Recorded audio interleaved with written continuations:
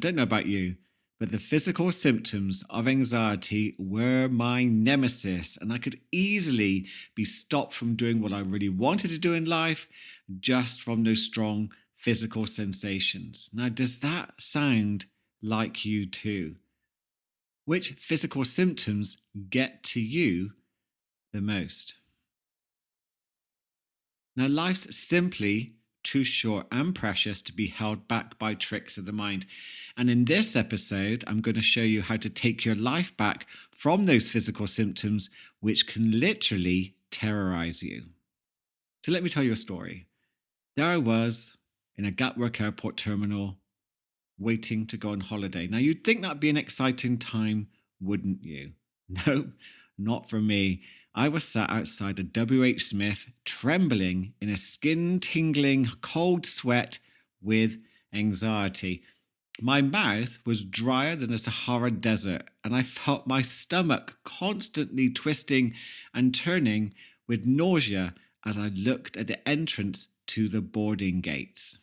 Now, this was a long time ago, but I can remember it like it was yesterday, when my mind was doing its absolute best to terrorize me with thoughts as to why I shouldn't board that flight to New York.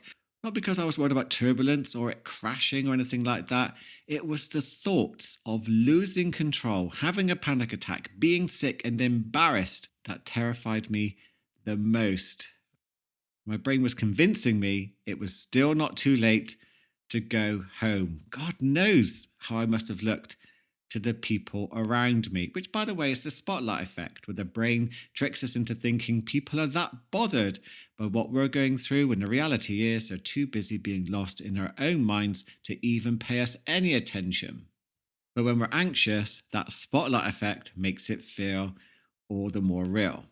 Why was I going on a flight to New York? Well, I was there to finally break my travel anxiety by traveling on my own. Maybe not the best idea at the time, but I wanted to crack it. And this was my way of finding out. So there I was outside WH Smith's having my anxiety experience. And do you know what? I took control and I did it. I applied some strategies that I've been exploring to help manage and heal my anxiety disorder. And something strange happened much more quickly than anticipated. The knot in my gut unraveled, and my nausea, which is definitely my biggest nemesis, began to drift away and was gone. My mouth felt moist again, though I was easing it with a bit of water, and those large, intrusive thoughts began to quieten down. I remember thinking, this is so weird, because I actually started to feel bored, like restless. I went into WH Smith's and started browsing the magazines, and I began to have a rumbling belly. Now, this is all very new to me because when I was traveling, I never ate. That was always a near impossibility because I was doing anything to avoid being sick. But there I was, beginning to gravitate towards a fridge of very cheap and plain sandwiches, as, do you know what? I still wasn't going to take the risk. But something had changed. I had broken the spell of the physical symptoms that used to terrorize me into avoiding travel as much as possible. Munching cautiously on a very plain ham sandwich to the gate, I felt a renewed sense of confidence beginning to build. Do you know what I was saying to myself? I can do this. I know I can do this. And in this episode, I'm going to show you how. So if you're new to the Mindset Change podcast, welcome. I am your coach and host, Paul Shepherd. If you've not yet subscribed, then I invite you to hit that plus button on your app, as I promise you, you don't want to miss out on the episodes coming your way.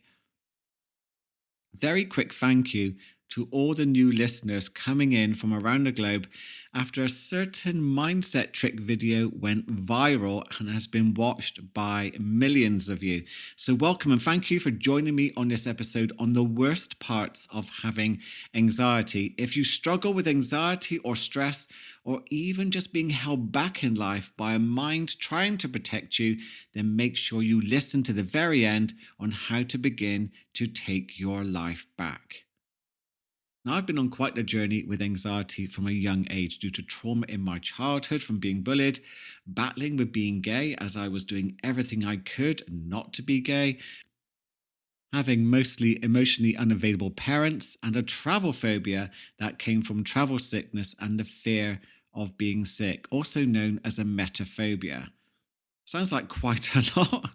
And do you know what? It was, but I got through it. I now am classed as anxiety free, and I coach people all around the world in how to do the same. Now, for me, the feelings in my gut were one of the worst parts of feeling anxious. One of the others was overthinking, and I'm going to address that in another episode. I'm talking about the physical symptoms in this one. But just the mere suggestion that there could be nausea and I was plotting a way to avoid the situation I fear would be triggering nausea and anxiety. And that made my world so small. Now, I want to ask you, what's the worst part of feeling anxious for you? Now, in a few social media posts, I recently asked what were the worst parts of feeling anxious, and thankfully, so many of you responded. And if you're wondering, why am I not seeing these things on social media? Do check me out on Instagram at Mindset Change UK and also on TikTok at Mindset Change UK too. But the top physical symptoms you hated, in no particular order, were nausea, dizziness, tingling in hands and feet, feeling like you're having an out of body experience, feeling like reality isn't real, stomach problems, bowel and bladder issues, tremors, racing heart rate, pressure in your head, tension in the body, including neck and head, cold and hot sweats, the exhaustion, nightmares, your throat closing up, and feeling like you can't breathe. Now, I know there are others, but these were the top ones that were mentioned. Now, what's interesting about these responses are that they are completely normal and part of the physiological fight or fight response, that they can trigger health anxiety if they are not normalized and kept in check. That is definitely for another episode, as is, I'm not going to go into the biology of why these are normal because that would take up so much time. I want to talk to you instead about what you can begin to do with them. So let's get proactive. And I'm going to offer you some perspectives which can also change your experience of them. So, first of all, I want you to know a few things from my experience of having healed my own anxiety and helped hundreds of people do the same. I think one of the first things to know, and this is really important, is that your subconscious mind will use those physical symptoms you hate to try and protect you from the danger it thinks you will be in your future. So, for example, my subconscious mind would trick me into feeling the exact feeling of travel sickness way before I even stepped into a vehicle. I would feel dizzy, nauseous, hot and cold sweat, tingling in my hands and fingers, even before traveling. Now, how did that make sense? Now, why? Because I would then do everything I could, of course, to get out of it. I would plead to my parents, mostly unsuccessfully, to try to get out of it. Please don't take me to the car to the beach because the drive was like a living hell. I'd be given a clear sandwich bag, I'm not joking you, a clear sandwich bag to vomit in, much to the disgust of my family, who had no sympathy whatsoever. In fact, they used to say, "We think you're making this up." And you know what? They're still not convinced that I wasn't making it up. Go figure. Anyway, moving on from that, whilst these symptoms of nausea are normal for anxiety, My subconscious mind was absolutely brilliant at creating the exact ones I feared the most to get me to go into avoidance mode. It was such a neat trick. So think about it for a moment. What does your subconscious make you feel that can stop you dead in your tracks? Is it that throat closing up? Is it that lurch in the stomach, that knot, racing heart? And if you keep avoiding, like I did, what's the cost to you in your personal life?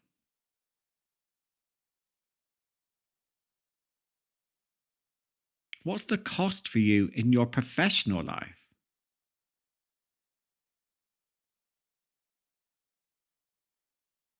And do you know how to break that spell? Or do you know what broke that spell for me in the airport that day? I did a very basic form of my ABC anxiety freedom technique, and I welcomed those thoughts and feelings and I let them be there, even though that went against everything I thought and felt. It was such a big risk. But what I'd been doing in the past hadn't been working.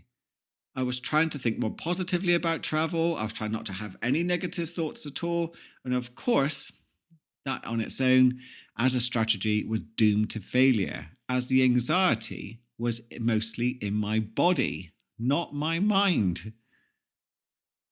And this is such a big mistake so many people make when it comes to anxiety. They try to outthink it. What I'd been learning to do was work with my body and mind to help me deal with the physical symptoms which paralyzed me the most. And I can tell you now, it was not easy. But I was determined to get traveling no matter what. I was tired of having such a small, caged existence. So I had to take this big risk and to see if it worked. And I had to do that in the very environment I dreaded. So there I am, sat there outside W.H. Smith's, and I did my best to bring on those feelings and make them as strong as possible. Go on, do your worst, I was mentally saying. Bring it on. Do your worst. Now, I'm not going to lie, the nausea did rise. The thoughts rushed in. The tingle started. All the normal symptoms were there. The thoughts were telling me I was going to be sick. You're going to be embarrassed. You're going to be judged by the people around you. Get to the bathroom now. Go, go, go. Get to a cubicle so no one can see you. That was so tempting. But what I did was I accepted these catastrophic thoughts as just thoughts. Now, I've been learning that all thoughts are just thoughts through mindfulness training. They are either useful or not.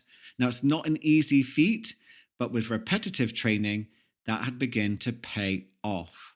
So these thoughts could just appear, and then just by welcoming them, allowing them to be there, staring at them, they began to disappear, which is all very different to trying to avoid having these thoughts at all, because that was always, for me, a near impossibility. You try not thinking of a pink elephant. We've all tried that experiment before. And of course, the mind thinks of a pink elephant. So trying not to think negative thoughts just invites the mind to check to see if you're thinking those negative thoughts. Our crazy brains, eh? So I was accepting the feelings. I was accepting the thoughts.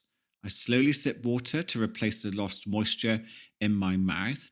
And then I also began to breathe slow and low down to my diaphragm, down to my belly, to trigger the parasympathetic nervous system, which tells the brain I am safe.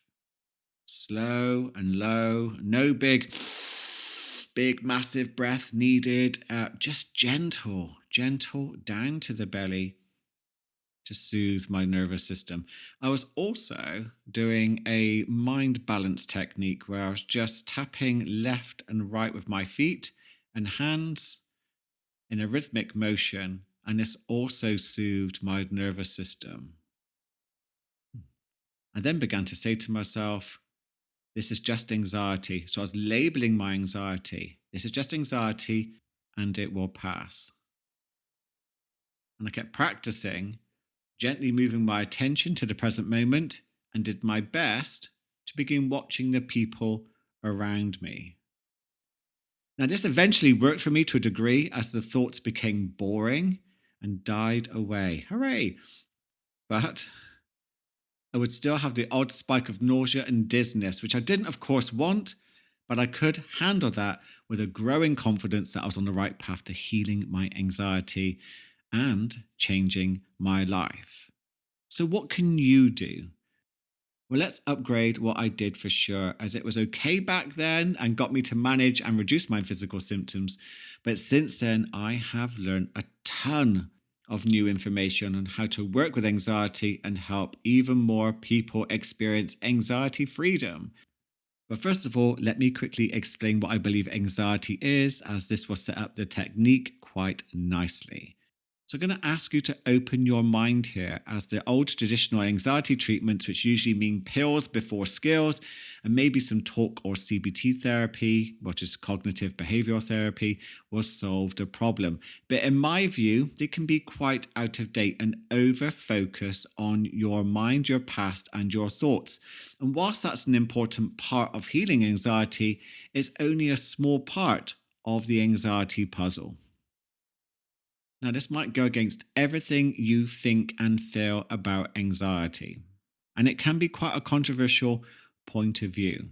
But please have your mind open to the idea that anxiety isn't the enemy, no matter how it feels or what impact it's having on your life. I know it's painful. I know it sucks. I know it can be debilitating, but it really isn't the enemy. Bear with me. Anxiety is a message from your mind and body that there's something in your life which isn't sustainable, and it's making your mind and body sick. So, anxiety is a way of your mind and body getting your attention, because we don't change things unless we feel a bit of pain. For most of us, unfortunately, that is a key motivator. So, anxiety is a motivating way to change course. So, if your lifestyle is seriously out of balance and it's impacting your mind, your body, your heart, which means your connections, your relationships around you, or you're not living with purpose, you're not feeling fulfilled, you're not living your why, you're not living by your values, then anxiety will come a knocking. So if you're not investing in nourishing, training, and strengthening your mind with, say, new knowledge, healing old trauma, practicing mindfulness meditation training, practicing gratitude, being coached in therapy, learning to reflect, then your mind and body can try and use anxiety to get your attention. If you don't look after your body, if it's unwell, has hormonal issues, if it's struggling to get nutrients, hydration, and it's not exercised, and you're poisoning it with junk food, nicotine, alcohol, drugs, then of course, anxiety will come a knocking. If you have an unhealthy relationship with yourself, the people around you, the planet that you live on, then yes, anxiety can keep on knocking. And if you're living a life with little or no purpose, other than to consume the content given to you by willing companies that cages your spirit, leading you to live a life that's not true to you, then you guessed it, anxiety can keep on knocking. There's no getting around it. Anxiety is an incredibly nuanced subject. There's a real art to becoming anxiety free. And you know what's so annoying? There are people who claim to cure anxiety in one session with some temporary mind hack or hypnosis session. And I promise you, that tends to be bullshit for most people.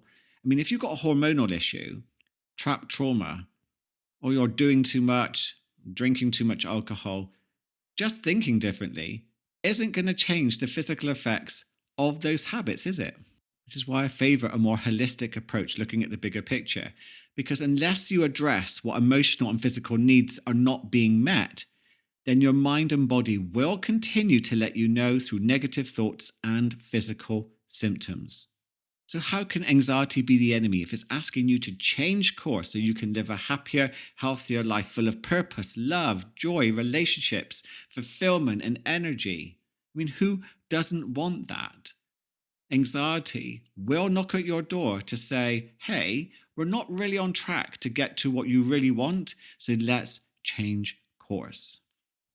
So just beginning to perceive anxiety as a friend, and that those physical symptoms that you dread the most are there to help you, can begin to change your relationship with anxiety forever.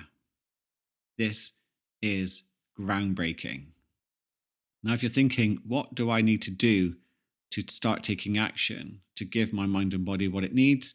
I've done a free top 10 core ways to heal anxiety PDF. You can download it for free from my website. Let's kick things off, and you'll find the link in the bio. If you'd rather work with me one-to-one to learn the art of anxiety freedom, again, do reach out using the links in the show notes. Now, I would practice the technique that I'm going to share with you over and over to help rewire your brain to make this a much more natural process. Start with the easier symptoms, don't work anything too hard, and begin to work your way up. So Nicole, who's been a client of mine, told an anxiety group that I was running how this technique kicked in without her even thinking about it and helped her in a very tense, anxious moment. And what I loved about that was I was so happy to hear that it happened automatically. And it really motivated my group to keep on practicing and making this a discipline that rewires their brains to make it automated for them too. Okay, so ABC, accept. Accept your thoughts, accept your feelings, accept those physical symptoms. No controlling, no fighting, no distracting, no judging. And I know this is hard at first, but do you know what? If you persevere, I promise you it will get easier.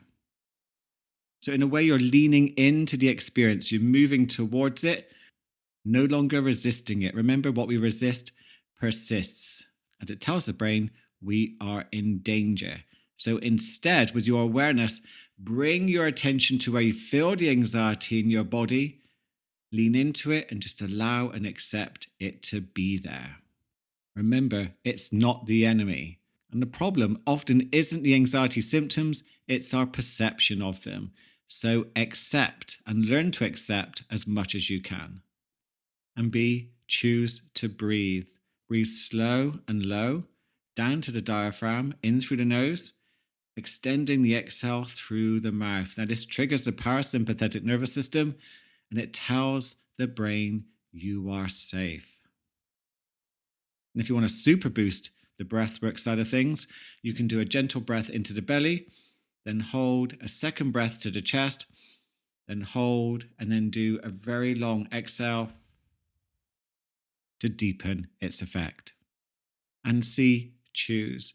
Now, there are lots of choices that I coach, but in this instance, you're going to choose with compassion to soothe the false alarm that you can feel that's being triggered in your body. Is it your stomach? Is it your neck and shoulders? Is it your chest? Put your hand there if possible, as this releases oxytocin, which is a great stress reliever. And then label your experience as this is just anxiety and it will pass soon. And you can say that mentally or you can say it out loud. The mere fact that you have choice and that you're choosing to label will dramatically reduce your physical symptoms due to your amygdala, which is in the survival part of the brain, calming right down. And then, beautifully, it will hand back control over to your prefrontal cortex, which is the wise, rational, and logical part of you. So sit there with the emotions, sit there with the feelings, sit there with the physical symptoms, sit there with the thoughts, accept them, allow them to be there, welcome them, breathe into them, and just choose to label as this is just anxiety and it will pass soon. I know this will feel difficult. I'm going to repeat this again, but do practice on the minor physical symptoms that you get. Get a sense of how that works. And as you begin to build your confidence up, you can begin to then try it on the more difficult ones, which can hold you back. Let me know how this goes for you. If you've never left a review in Apple Reviews, please do so. It would be good to hear what you think of this show. I do offer one-to-one coaching for a small number of clients. If you would like to get in contact to explore this as an option for you, we can arrange a conversation. I can explore what's happening with you, answer any questions you have, and also let you know if I'm going to be the best course of action. You are also more than welcome to come and join my wonderful online WhatsApp community where you can engage with myself and an amazing bunch of people who can also help you with anything that you are struggling with. So, thank you for joining me for this Worst Parts of Anxiety episode. I hope it's helped you.